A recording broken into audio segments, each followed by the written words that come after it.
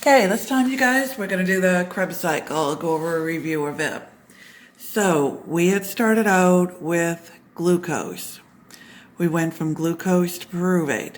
That was our glycolysis. That was the first step of processing carbs with the end goal of making energy in mind. We took the pyruvate through the pyruvate dehydrogenase complex, made a molecule of acetyl-CoA. So we have a separate video for the pyruvate dehydrogenase complex, even though usually it's in the Krebs chapter of a book. Usually it is grouped in with the Krebs cycle. Even though it's not part of either, it's the link between glycolysis and Krebs. It's also your ticket into the mitochondria. So what we're going to do now is do the Krebs cycle. So let's talk about the Krebs cycle a little bit. It's the place where all metabolic roads meet. You'll very often hear things like that. And what that means is it's processing carbs, it's processing fats, we'll talk later about how they come in, and it's processing proteins. So, good place to kind of get hung up with a question, because if you get asked, what does the Krebs cycle process, your first instinct is to say carbohydrates, because that's what we were doing, that's what we've done. Now we hit the Krebs cycle, go all the way to ATP before we come back and do fats and proteins. But the Krebs cycle processes carbs and fats and proteins. The other thing with the Krebs cycle is it makes me the stuff that makes me ATP. It does not make me any ATP. So it makes me NADH, it makes me FADH2, makes me that GTP that does become an ATP, but it does that, we consider that to be after the Krebs cycle, when it actually does become an ATP. But when it makes the FADH2 and the NADH, that's like writing a check for ATP. So you have a check, you don't have spendable money. You have an ATP equivalent, you don't actually have ATP. So we're going to take those equivalents, send them to the electron transport chain. That's kind of like the bank. That's where we're going to cash the checks. And we'll finally get ATP that way.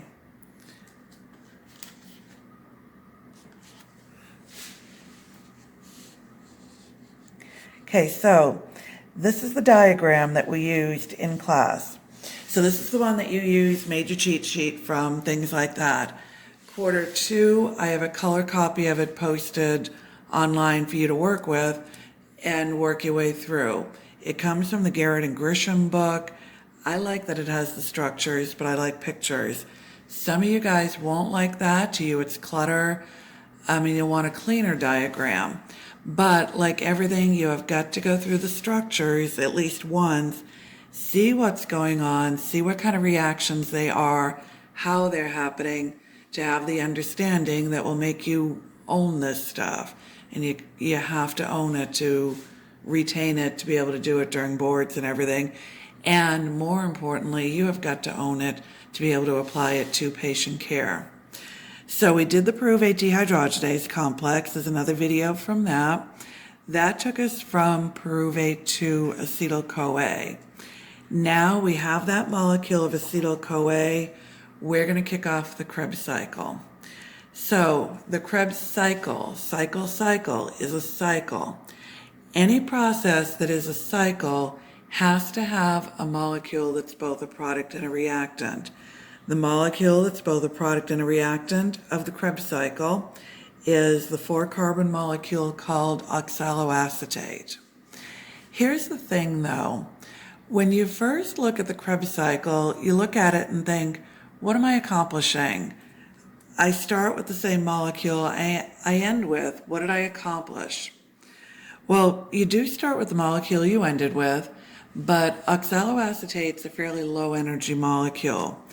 At the point at which I have that acetyl-CoA, that's where my energy is that I got from the food that I ate. So you ate your Oreos, your Hostess cupcakes, whatever you ate. You got the glucose, The energy went to pyruvate minus a couple of ATP. The energy now went to acetyl-CoA minus a little bit of energy from the NADH. So we still have a really decent amount of energy contained in this acetyl-CoA. We don't get it back. So it goes in and goes through the steps. Here's the thing you tend to do in the Krebs cycle that takes the focus off of the energy producing molecules. Like every process, one of the things you have to know is what molecule makes what molecule makes what molecule. Just a standard thing you have to know. So acetyl-CoA and oxaloacetate react to make citrate, make isocitrate, so on, so on, so on, all the way around. We have a mnemonic for that. Just remember what makes what.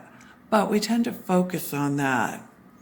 But here's where the energy goes. In several of the reactions, I have the reactions are oxidations. Of course, when I oxidize, I reduce something. So I make NADH, I make another NADH, I make an FADH2, and we're going to come back and talk about those in the individual reactions when we do it. But those are high energy molecules. They're electron carriers loaded up with electrons. When they're loaded up with electrons, that's where the energy is. So the energy that was in that acetyl-CoA is going to end up in these NADHs, the FADH2, the other NADH, as we go around. So the molecules you tend to focus on, because you know you can get asked what makes what, they're losing energy as they go around, till we finally get back to this oxaloacetate, which has very little energy in it. The energy came from the acetyl-CoA, it went to the NADHs, the FADH2, the GTP. Then those molecules, not the GTP, but the NADHs and the FADH2s are the high energy molecules. They're containing the energy. They'll go then to electron transport. Then from electron transport, you're going to get their energy, use that energy to make a high energy phosphate bond, as in convert an ADP to an ATP, or multiple ADPs to ATP. So that's where our energy comes from and how we get the energy. So now let's look at some of the nitty-gritty. Where does it happen? It happens in the mitochondria, of any cell that has mitochondria. A lot of implications of that in terms of your physiology. One of the simplest is muscle tissue has more mitochondria than fatty tissue. So muscle tissue takes more energy to run. That has huge implications in our physiology. Some of you guys have spent a lot of time on that. You will spend some time on that as you go along. So anyway, the nitty-gritty steps. I'm going to take that 4-carbon oxaloacetate. I'm going to take my 2-carbon acetyl-CoA. I'm going to drop my CoA, condense those two molecules into a molecule of citrate. Citrate synthase is my enzyme that does that, and it's a regulatory enzyme. All of the regulatory enzymes of the Krebs cycle are regulated by energy. Pretty simple there because it's an energy-making process. So if I have energy, I shut those down, shut down the Krebs cycle, go and do something else. One of my big something else's is I can go and make fats. So put energy into my long-term storage. If I need energy, I fire up those enzymes to fire up the Krebs cycle, make my energy. I don't make ATP though, I make the stuff that makes ATP. I make ATP equivalents, my NADHs, FADH2, and GTP. So I have my citrate. Now I'm going to make an isomer, but I'm going to make an isomer in a little bit of a different way. I'm going to make an isomer by dehydrating and hydrating. So I'm going to take a water off, a hydroxyl and a hydrogen, an H and an OH. I'm going to flip-flop them, and I'm going to put that hydroxyl and hydrogen back on.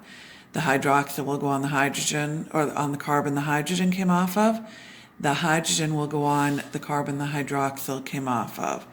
So I'm going to make make my isomer, but I'm not just rearranging. I am taking off and putting on.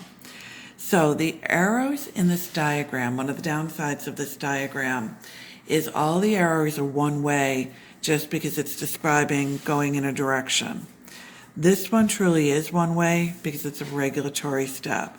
This one, when we did the diagram, we went back and we changed that to a two-way arrow.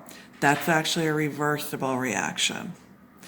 So I have my isocitrate now. I have my isocitrate and I'm going to do two things. I'm going to oxidize my isocitrate and I'm going to decarboxylate my isocitrate. So you can show that in one reaction or two, count it in one or two. So one of the reasons I caution you from numbering your reactions. Again, I'll hear you guys say my regulatory steps in this are steps 1, 3, and 4. They are the way we numbered it, and I just numbered in the PowerPoint so that we can keep the PowerPoint slide straight. The numbering is very, very arbitrary. But this is a regulatory step. Isocitrate dehydrogenase is my regulatory enzyme, again regulated by energy. So I have a one-way street. I decarboxylated my citrate with 6 carbon, isocitrate with 6 carbon. I decarboxylated to a 5 carbon alpha ketoglutarate. Took my carbon dioxide off, it becomes a waste product, but it also helps me keep track of number of carbons. When I oxidize something, your what's in it for me question is always, what did I reduce? My answer to you is I reduced NAD to NADH. So I got one NADH right there. Now I'm going to do another reaction that's almost identical. So the next reaction's almost identical, also regulatory, also one way, and it's going to do the same two things. I'm going to oxidize my 5 carbon alpha ketoglutarate to succinyl-CoA. So you're going to ask, what did I reduce? My answer to you is I reduced another NAD to NADH. Now I have another ATP equivalent, another electron carrier loaded up with electrons, another high energy molecule. So losing energy, lose. As I go around here, here's where some of the energy goes. Here's where some of the energy goes. I decarboxylated, so I got my carbon dioxide. I dropped from 5 carbons to 4. I also put a CoA on that succinyl-CoA, but I actually don't leave it there very long. I take it off in the next reaction. So my next reaction, let me get out of my little shadow here. My next reaction, I take succinyl-CoA to succinate. I do a substrate level phosphorylation. I'm going to phosphorylate GGG DP to GTP. So I've got a two-way street again. I have a reversible reaction. I could lose that GTP as fast as I made it if my equilibrium shifts and takes me back the other way. So I do that. I put the phosphate onto GTP. That's where the Krebs cycle ends, as far as we're concerned. And again, basing it on board questions I've seen, that it has to end there for us to be able to say that the Krebs cycle makes you no ATP. So the Krebs cycle just ended with that GTP. Now, after the Krebs cycle, that GTP, excuse me, I'm sorry, that GTP donates its phosphate to an ADP and makes you an ATP. But that's done after and outside of the Krebs cycle. I know it sounds like I'm splitting hairs, and I absolutely am splitting hairs, but I'm splitting them because of the way you get asked the questions you're going to get asked. So no ATP are made in the Krebs cycle. We make ATP equivalents, and we'll go back and do those numbers, do that math in a minute. But how many ATP real ones, even though nobody will ever say real ones, how many real ATP do you make? You make 0. You make 0, you make that GTP, and that's the end of the Krebs cycle. This is outside of after the Krebs cycle. So now I have myself a molecule of succinate. It's a 4-carbon molecule, and I'm going to stay 4 carbon from here on in. I'm not going to add carbons. I'm not going to take away carbons. I'm going to stay 4 carbons right through back to that oxaloacetate. So I'm going to take my succinate and I'm going to oxidize it.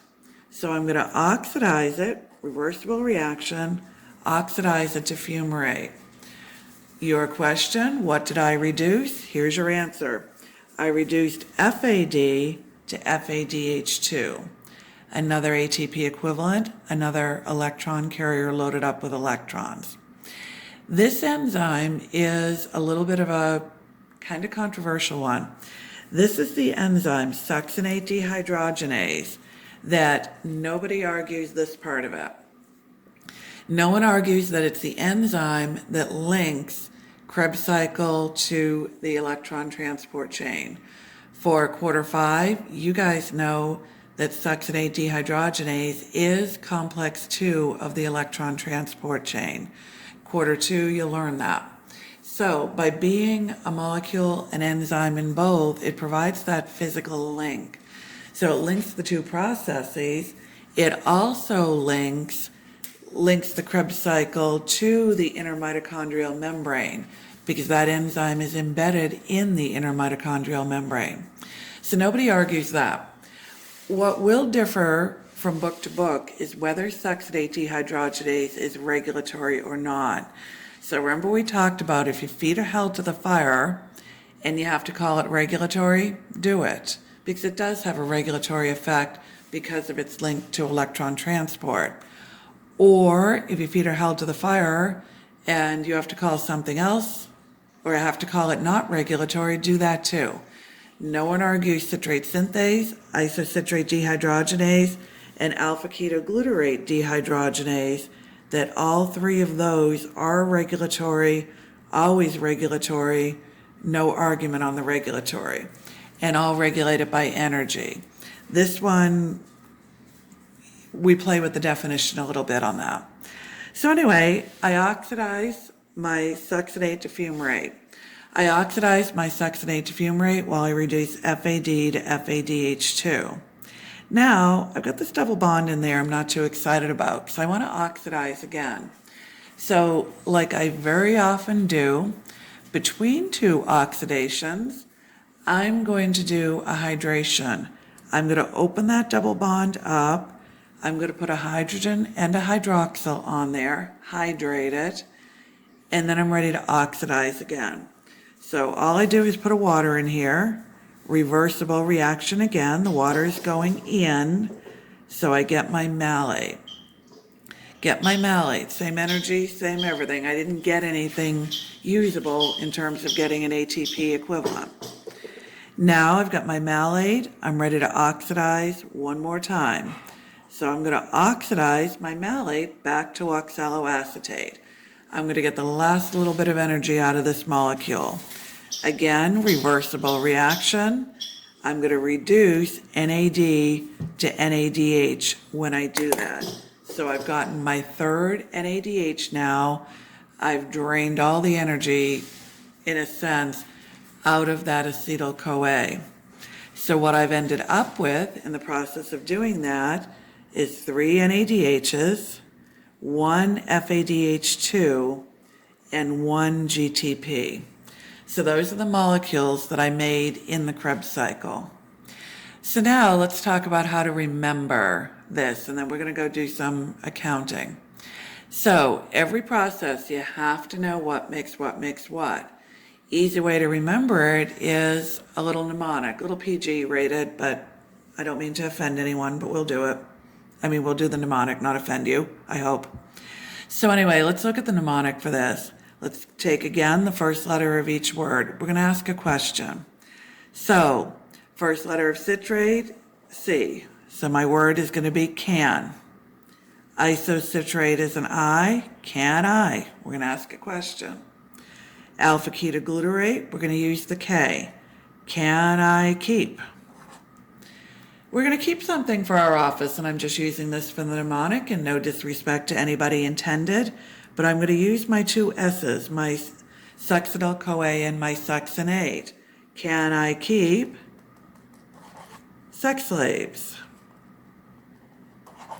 Can I keep sex slaves? I'm going to use the F for fumarate, 4, M for malate, my, O for oxaloacetate, office. Can I keep sex slaves for my office? Well, I have an answer for you for that. My answer to you is the products of the Krebs cycle. So initially when we talked about mnemonics, we said we're doing mnemonics for a couple reasons. One is the why not, if it's going to help you. The other one is there's very often holes in the mnemonic. So here's my answer to you. My answer is the products of the Krebs cycle. So the first product of the Krebs cycle is NADH. Starts with N, so no. Second one is NADH. No, no, no. Next product is GTP. Go. FADH2. Find. Third product is NADH again. Nurses. So my answer to you is no, no, go find nurses. That's my NADH, my GTP, my FADH2, and my NADH. Here's the thing though. If you go and Google Krebs cycle mnemonics, you're likely to find a little bit different answer. Your little bit different answer is this. No, no, go find hot nurses. And here's where they're getting that. The H is the H2O. But here's the thing with the H2O. It's not a product, or it's not a product, it's a reactant. It's not coming out, it's going in. So, no hot nurses for you, just plain old nurses for you. Otherwise, you're going to think that H for H2O is a product. All I have to do is ask you the question, all of the following are products except you want to call that a product. It's not, it's a reactant. We did have a water come out over here, but there was no net gain. Water went in and water came out. So we have no net gain of water, that water is going in. So be a little careful there. The other place to be a little careful of your mnemonic is this. I have two S's. I have succinyl-CoA and I have succinate. One of the classes cleared that up a little bit, and they said succinate is always late, meaning succinate came second. So succinate is always late is a way of remembering that. But like everything with every mnemonic, especially in multiple choice, make sure you know your stuff anyway.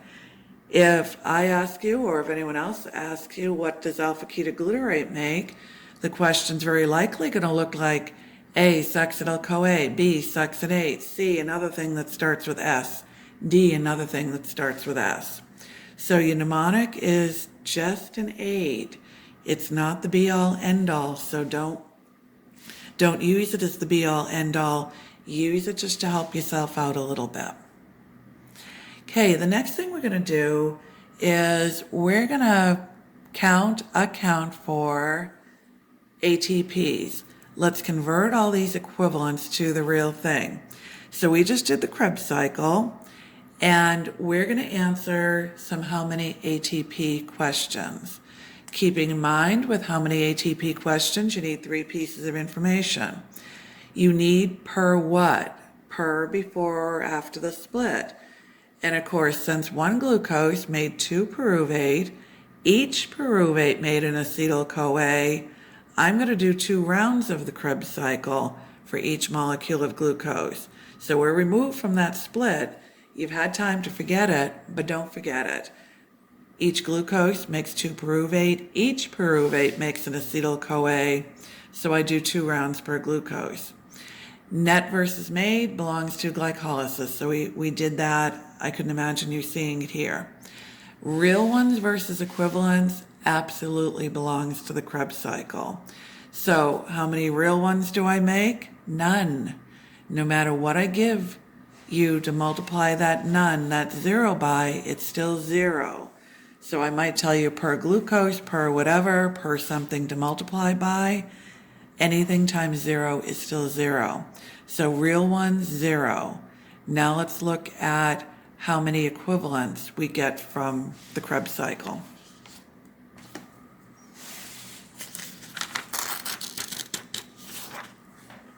So in the Krebs cycle, I went through and I just made NADH. I made 3 of them. I made an FADH2, I made 1, and I made 1 GTP. So these are all my ATP equivalents. So these are my ATP equivalents. We're going to use numbers not accounting for heat when we convert them to ATP or look at how many ATP they're going to be worth. I know that's kind of old news doing that, but I'm doing that because the board uses questions from years and years and years ago. Leninger just came out in the last few years saying, no, hang on, account for heat, it should be different numbers. I think the odds are higher of you seeing one of the ones with the old numbers not accounting for heat. So 1 NADH is worth 3 ATP per NADH. So that means my NADH, the 3 of them at 3 each, is going to give me 9 ATP. My FADH2 times 1 ATP, times 2 ATP per FADH2 is going to give me 2 ATP because I have 1 FADH2. 1 GTP will give me 1 ATP. So I get 12 ATP equivalents per turn of the Krebs cycle. So I get 12 equivalents per turn. So now let's look at something else. We got some ATP in glycolysis and we got some NADH. We got some NADH in the pyruvate dehydrogenase complex. Then we got these 12 ATP equivalents in each round of the Krebs cycle. So let's count up everything we're ever going to get out of that molecule of glucose. So let's talk about what I did, what I'm doing, where we've been. So first thing I did is I did glycolysis. I took that glucose to 2-pyruvate. So I got a pyruvate, I did that in glycolysis. So what else did I get along the way? I got, my net gain was 2 ATP. I also got an NADH after I split the molecule, and I got an NADH after I split the molecule. So I also got 2 NADHs times 3 ATP each. That will give me, when I cash those checks, 6 more ATP. So glycolysis to me is worth a total of 8 ATP. But here's something that we mentioned, and I'll remind you again.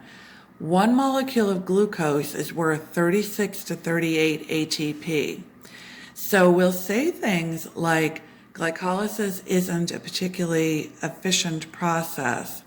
We're saying that because I just got 8 out of the potential 38. So 8 out of 38 is not a huge return. That's why we say it's not particularly efficient. Now I take that pyruvate and I go to acetyl-CoA. I do my pyruvate dehydrogenase complex. I take my other pyruvate, I go to acetyl-CoA. So this is my pyruvate dehydrogenase complex. My pyruvate dehydrogenase complex gives me an NADH, but I do my pyruvate dehydrogenase complex, of course, twice. 2 pyruvates going to 2 acetyl-CoA give me 2 NADHs. So 2 NADHs are going to give me another 6 ATP. So there's my return from the pyruvate dehydrogenase complex. Now I'm going to do the Krebs cycle. Because remember, I'm doing the Krebs cycle twice. I'm doing the Krebs cycle twice because one glucose gave me 2 pyruvates. Each pyruvate gave me an acetyl-CoA, so each acetyl-CoA can go through the Krebs cycle. So each Krebs cycle gave me 3 NADH, 1 FADH2, 1 GTP. 3 NADH, 1 FADH2, 1 GTP. So a minute ago, we added that up, 12 ATP equivalents. 12 ATP equivalents. So Krebs then gives me a total of 24 ATP equivalents. So these are the checks I just got written from that glucose. I have checks for 8 ATP, checks for 6 ATP, checks for 24 ATP.